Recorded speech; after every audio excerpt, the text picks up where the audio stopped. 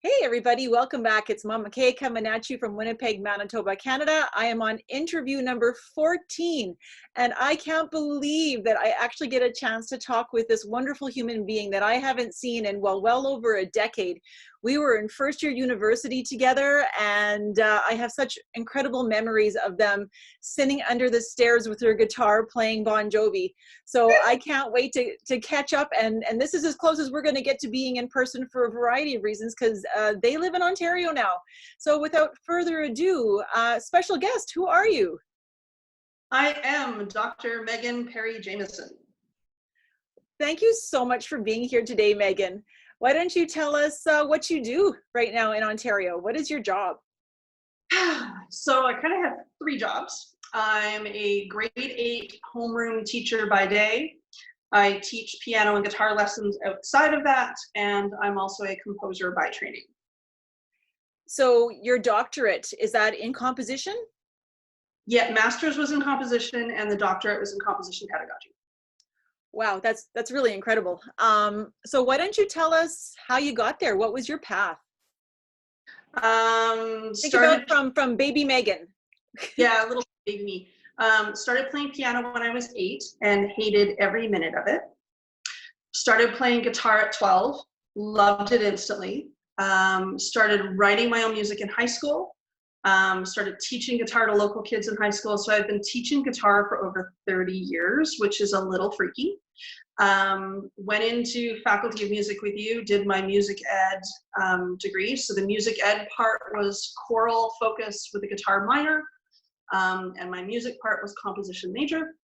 And then I went off to grad school, landed here in London, Ontario, did my master's in music composition, loved that, and then decided I wanted to learn more about how to compose and how the brain allows it to even happen. And so I started researching composition pedagogy while I was teaching a couple courses here at the university. So that's kind of what got me through the education part. And how about the jobs that you've had since graduating? So I started supply teaching out here just in the public schools as a fill-in occasional music teacher when I was still doing graduate work. It's just an extra way to bring in cash. I was TAing on campus, which is a great way to get a ton of experience and make some cash. But I've been with the school board here now for, well, since 2002.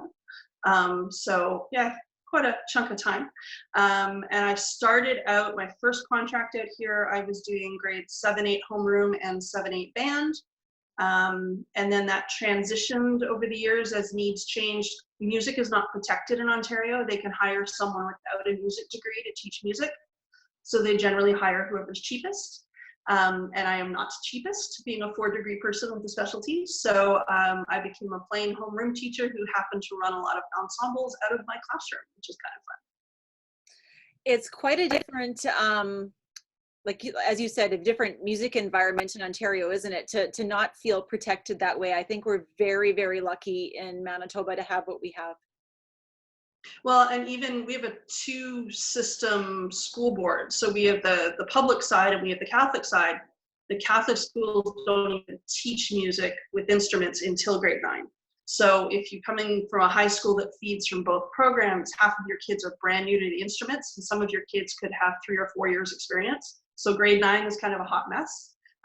We still have some strings that are school focused, or some schools that are string focused, and some schools that are wind band focused.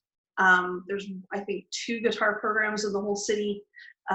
It's kind of a dead duck out here, unfortunately. A lot of Kadai and a lot of Delcros, not much Orff. So yeah, it's a very different music landscape than what I grew up in. Well, I'm hoping that I get a chance to talk to our mutual friend, Steve Pankowitz, because he teaches in the Catholic school system, and I'm sure he'd have a lot of insight into, as you say, having half the kids come with, you know, some idea of how to play an instrument and the others not as well, right? Yeah, need to have his view. So now I don't even know this part. What was your musical experience for you actually being involved in musical things in junior high and high school? What sort of things were you involved in? So junior high, our school used to have, you either took, when you got to grade 7, you could choose band or guitar. So I did guitar along with all the other kids who had asthma. We all took guitar. and all the kids with braces took guitar. And then in high school, I went to a tech vox school that offered vocations as well as academic, and we had a rock band for credit. So I played lead guitar and sang in a rock band for 3 years in high school. So you went to Tech Voc? Well, I went to Sturgeon Creek, which was okay. the I west. thought it's like I thought you were in St. James, but it threw me off there. So where did you go for junior high? Junior high was Sansom Collegiate out in Westdale. Excellent. Very, very cool. So remembering, of course, that this is a family show, what is the weirdest gig or job that you've ever been involved in? Probably when I was about 17, playing a wedding at a place just outside Winnipeg called the Hitchin Post. And it was for our high school beauty culture teacher who was getting married. And I remember being horrified because they only wanted like old rock ballads from the 60s. And the groom didn't actually have a ring finger on his left hand. And that just kind of was one of those moments where you want to react and you can't react because you're supposed to keep playing. It was kind of strange. Yeah. That's amazing. Yeah. So do you have any words of advice for students who might be thinking about going into music as a career? Get your piano skills even if you hate them, because it will make teaching easier, it will make accompanying easier, it will make everything easier. Learn how to sight read better than anyone you've ever met, because it helps with choosing scores in the music store, it helps with getting those last minute gigs, catching when someone else you're working with isn't playing or singing the right stuff. And don't burn any bridges, because everyone from your past could eventually come back to hire you later, and they will remember what you were like when you were 14 and when you were 19 and when you were 25. It's funny, my life has definitely come full circle a couple of times, and I'm really glad that I didn't burn certain bridges along the way, because yeah, you never know, like you said, who's going to be on the other side of that desk when you're being hired, right? Or on the other end of the phone. It's Winnipeg is a very small place. And yet I keep meeting so many Winnipeggers out here, so it's spreading. Any other words of worldly advice, and not even just as a music teacher and educator, but just coming from Megan, any words to people who might be watching this right now in this crazy stressful time? I think for any kids, as long as you can afford to go to school, because the people you meet will teach you more than anything else, and all of that makes everything else easier later on.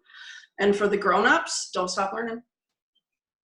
Amazing advice. Megan, thank you so much for taking time out of your day today. It's been amazing catching up with you, and I hope that we get to talk like this more in the future.